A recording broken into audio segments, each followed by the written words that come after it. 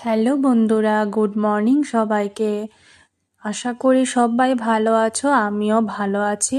অনেকটাই ভালো আছি। মাঝখানে কদিন শরীরটা ভালো ছিল না, তার জন্য ঠিকঠাক ভিডিও দিতে পারিনি তোমাদেরকে। এখন ভালো আছি। আর দীপের তো এক্সাম চলছে, তার জন্য একটা কারণ যে ভিডিও ঠিকঠাক না দেওয়ার। তো দেখো, এটা হয়েছিল বুধবারের ব্লগ। বৃহস্পতিবার দিন আমি এটাকে এডিট করে আপলোড করব। তো এখানে তোমাদের দাদাভাই নিয়ে এসেছে মাংস। এখানে মাংসটাই রান্না করছি, আলুটা ভাজা হয়ে গেছে। তো বেশ, মাংসটা এবার বসিয়ে দিয়েছি, মাংসটা হোক। তার মধ্যে আমি এখানে বাসনগুলো ধুয়ে নিচ্ছি। সকালে যে চা খাওয়া হয়েছিল, চার বাসনগুলো এখনো পর্যন্ত ধোয়া হয়নি। আর ও যাবে স্কুলে। দীপের আজকে স্কুল নেই, কারণ এক্সাম চলছে। যেদিন এক্সামের দিনে গিয়ে পরীক্ষাটা দেয়, আর বাকি দিন বন্ধ থাকে। তো তার জন্য দীপেই ক্যামেরাটা ধরে দিচ্ছিল যতটুক পারে। আগে তো একদমই পারতো না, এখন মোটামুটি ভালোই পারে। আশা করি আরও ভালো শিখে যাবে। সব সময় তো আর হয় না। আর আমি ওকে সব সময় বলিও না আমাকে ক্যামেরা ধরে দিতে, কারণ ওর তো পড়া থাকে না। পড়া ছাড়া ও ধরতে গেলে, ও যখন পড়া থাকে না তখন ও একটু টিভি দেখতে পছন্দ করে। টিভির মধ্যে ও কার্টুনটা বেশি পছন্দ করে দেখতে। তো তার জন্য আমার ক্যামেরা ধরতে গেলে না ও একটু বিরক্ত হয়, কারণ টিভি দেখে, তো তার জন্য। তো মাঝে মধ্যে বলি ধরে দিতে, তাই ও ধরে দেয়। আর বাকিটা সময় আমি নিজেরটা নিজেই চেষ্টা করি নিজে এখানে ওখানে রেখে শ্যুট করার। তো যাই হোক, দেখো এখানে আমি সবগুলো বাসন ধুয়ে নিচ্ছি। আর ভিডিওটা সকাল থেকে একদমই শুরু করতে পারিনি, ওকে পড়াচ্ছিলাম। তার মধ্যে সব সবজি টবজি কাটাকুটি চলছিল। ও দীপের বাবা তো যাবে স্কুলে। এই সময় তো আমার একটু কাজের তাড়াটা একটু বেশিই থাকে, তার জন্য। তো বাসনগুলো ধুয়ে তারপর আমি ওকে ভাত বেড়ে দেব, ও খেয়ে যাবে, তারপর নিয়েও যাবে।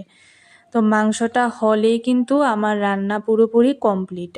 আর আজকে রান্নাতে মাংস আর ডালই হবে, আর কিছুই হবে না।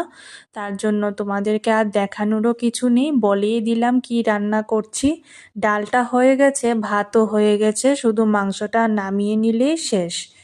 তারপর আবার দীপকে পড়াতে হবে, স্নান বান করবো, করে তারপর দুপুরবেলায় আবার ওকে পড়তে বসাবো। তো দেখো, স্নান বান করার পর এখানে কিন্তু দীপ পড়তে বসেছে। আর তার মধ্যে হঠাৎ করে আমার একটা পার্সেল এসেছে।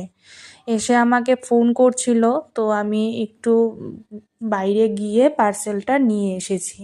ফ্লিপকার্ট থেকে অর্ডার করেছিলাম। মেসোতে আমার সাথে একটা খারাপ কাজ করেছে, যে আমার নাম্বারটা ব্লক করে দিয়েছে। এক দুইবার ক্যান্সেল করেছিলাম, তার জন্য। ক্যান্সেল বলতে কি, ওদেরকে না একটা সাইজ অর্ডার দিলে ওরা কি করে, অন্য আরেকটা সাইজ পাঠিয়ে দেয়। তো তাহলে তো আমার রিটার্ন করতেই হয়। এরকমটা করাতে ওরা আম, আমার নাম্বারটা ব্লক করে দিয়েছে। তার জন্য আমি আর ওইখান থেকে অর্ডার করতে পারি না, আর আমার ইচ্ছাও নেই আর ওইখান থেকে অর্ডার করার, মেসো থেকে। তো আমি এই ড্রেসটা ফ্লিপকার্ট থেকে অর্ডার করেছি। আর আমি দেখেছি ফ্লিপকার্টে মেসোর থেকেও ফ্লিপকার্টে কোয়ালিটি ভালো আসে, মেসোতে কোয়ালিটি একদমই বাজে আসে। তো দেখো, ড্রেসটা দারুণ এসেছে, দারুণ। মানে তোমরা কতটুকু কি বুঝতে পারছো জানি না। যেরকম এসেছে কালারটা, সেরকম কাপড়টাও, দুইটাই দারুণ কোয়ালিটি এসেছে। আমার খুব পছন্দ হয়েছে।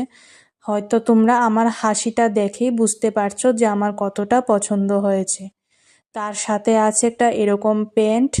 প্যান্টটা হয়েছে পেন্সিল প্যান্ট। এরকম দেখো, নিচে একটা ডিজাইন করাও রয়েছে পায়ের কাছে।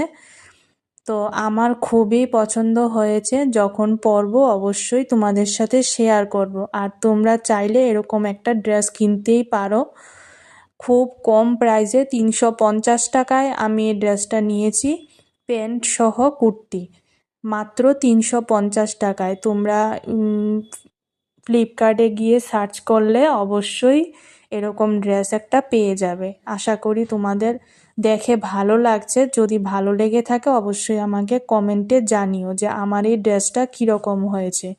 ওকে, টাটা, বাই বাই।